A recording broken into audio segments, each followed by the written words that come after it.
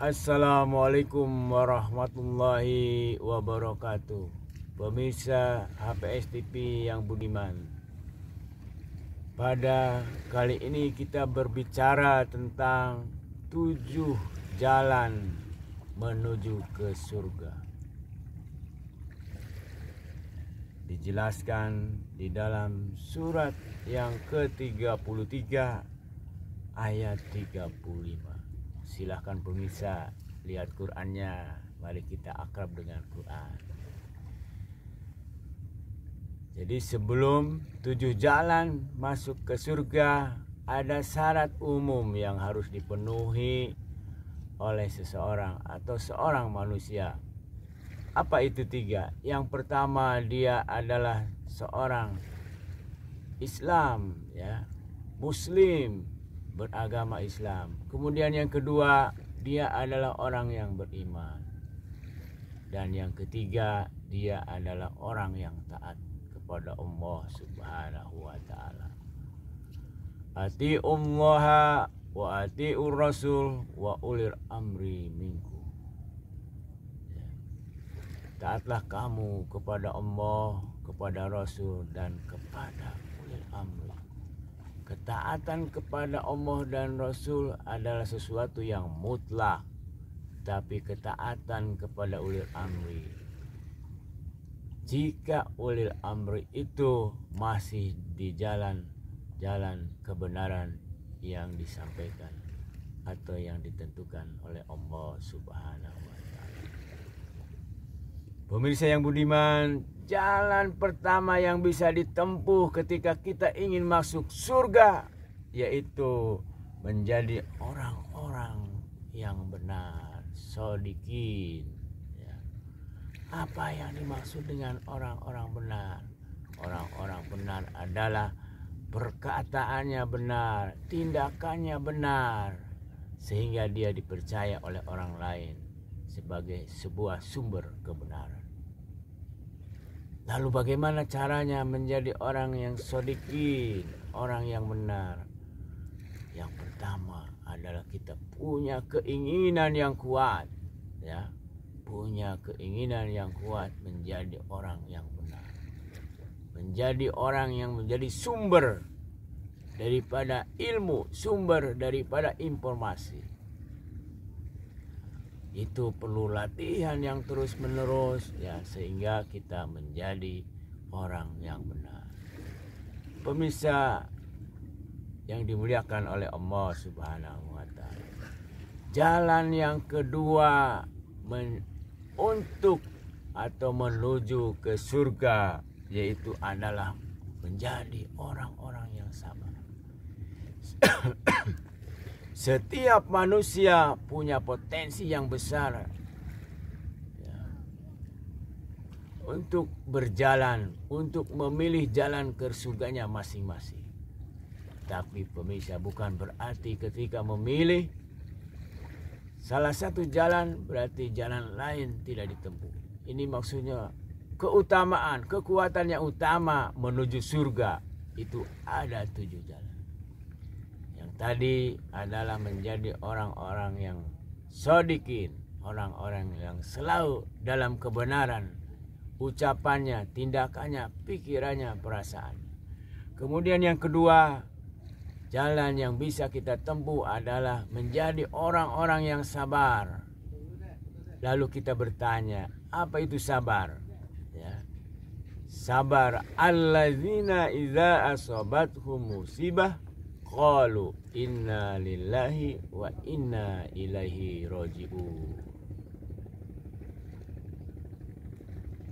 Orang-orang yang sabar adalah orang-orang apabila ditimpa musibah, dia punya keyakinan bahwa segala sesuatu datangnya dari Allah Subhanahu wa taala. Apabila sesuatu itu tidak diinginkan oleh kita, maka kembalikanlah kepada Allah Subhanahu wa taala.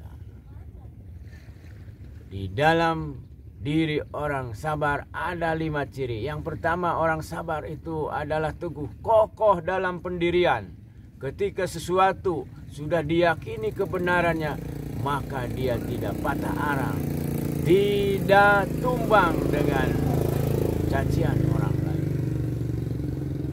itu teguh. Yang kedua, orang sabar itu adalah orang yang tekun, tidak mudah bosan, senantiasa memperbaiki pekerjaannya, memperbaiki ilmunya, dan seterusnya.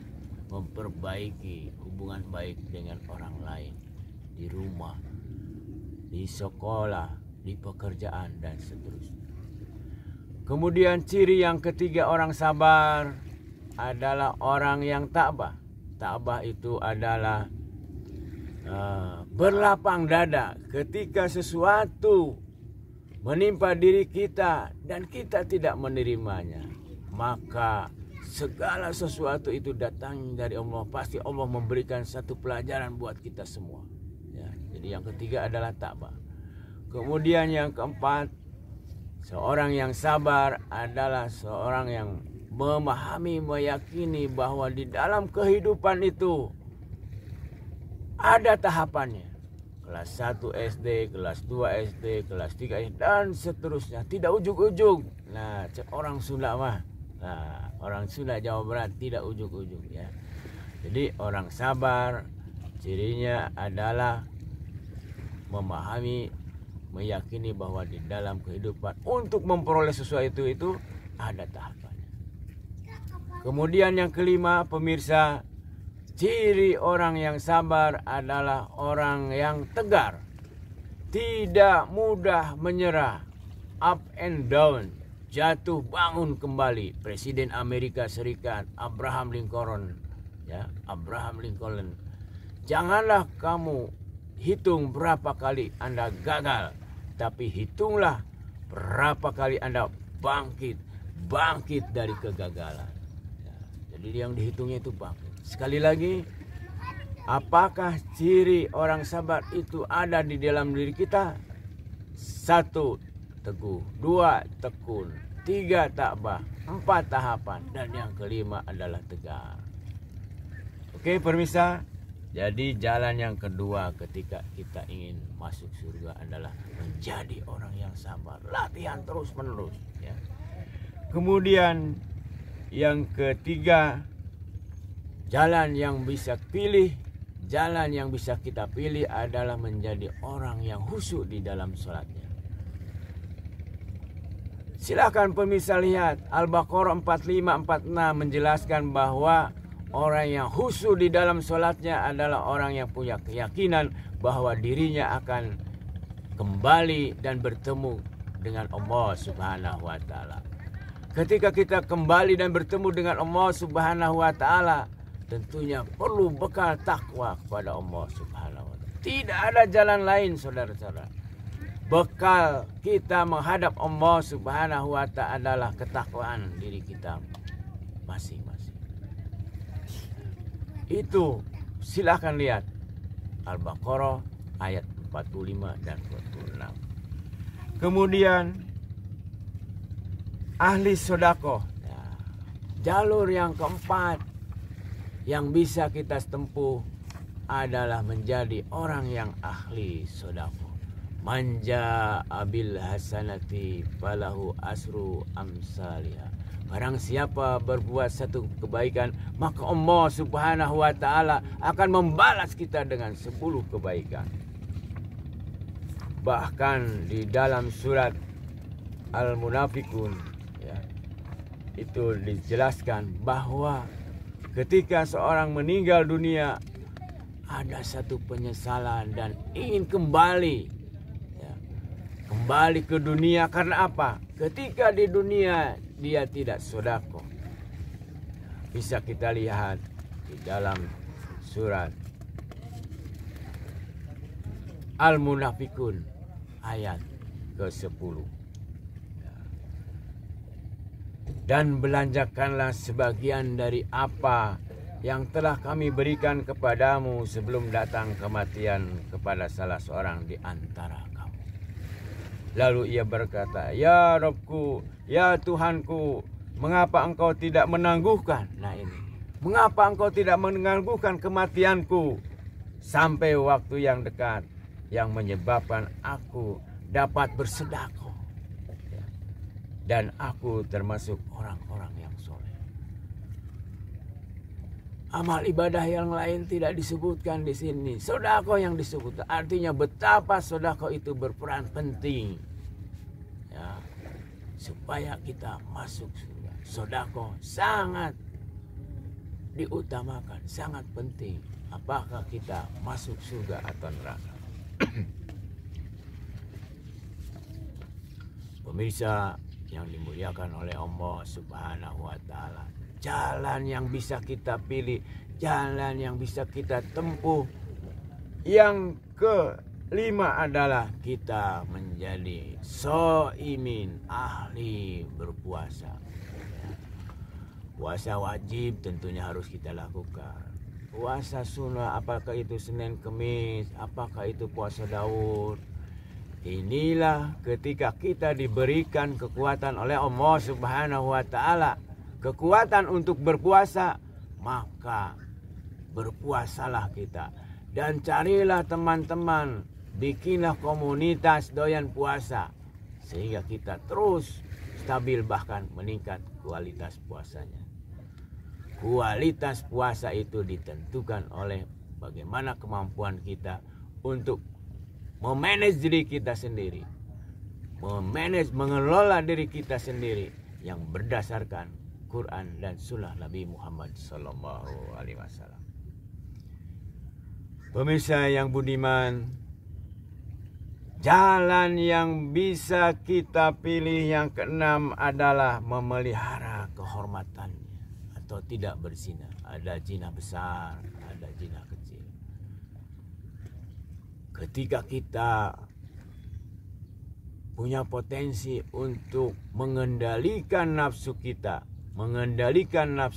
maka kita pilih seorang yang ahli memelihara kehormatannya. Semuanya, matanya, pikirannya, perasaannya dijaga, jangan sampai maksiat kepada Allah Subhanahu wa Ta'ala. Pemirsa yang budiman, jalan yang ketujuh yang bisa ditempuh oleh kita ketika kita misalnya tidak punya harta, jasmani juga sudah kurang fungsinya, maka inilah yang bisa kita pilih, ya. Ahli dzikir, ya. Ahli dzikir. Ada seorang sahabat yang protes kepada Nabi Muhammad Sallallahu Alaihi Wasallam, "Ya Rasulullah, saya ini ngiri kepada orang-orang yang kaya." Apa? Dia sholat, saya sholat. Dia puasa, saya puasa. Dia tahajud, saya puasa. Tapi ketika dia bersedekah dengan banyaknya menolong orang, kita tidak punya. Saya tidak punya untuk itu. Apa kata Nabi? Sedekah itu bukan hanya harta. Kau tersenyum, ramah kepada orang lain, ya. Kau ambil itu duri-duri di tengah jalan, ya. Kau berzikir kepada Allah, selalu mengingat Allah Subhanahu wa Ta'ala. Sekali lagi pemirsa, jalan yang bisa kita tempuh, jalan yang bisa kita pilih untuk masuk surga ada 7. Yang pertama, kita bisa menjadi orang yang selalu dalam kebenaran ucapan dan tindakannya. Kemudian yang kedua, kita menjadi orang yang sabar. Dan yang ketiga, kita menjadi orang yang khusyuk di dalam sholatnya. Kemudian yang keempat, kita menjadi ahli sedekah, ya. Yang kelima, kita menjadi orang yang ahli berpuasa. Dan yang keenam, kita bisa menjadi orang yang selalu menjaga kehormatannya, pandangannya, apalagi zina besar, ya. Pandangannya, telinganya selalu menjaga, jangan sampai bermaksiat kepada Allah Subhanahu wa Ta'ala. Dan yang ketujuh, ahli dzikir. Kesimpulan kita, siapapun diri kita, apakah kita jenderal yang berjalan di atas jembatan, apakah kita gembel yang tidur di bawah kolong jembatan, ya. Apakah kita pegawai kantor yang ke kantor naik motor, Apakah kita tukang beca yang rumahnya pakai kaca? Semuanya berpotensi untuk masuk surga Jannatun Na'im. Assalamualaikum warahmatullahi wabarakatuh.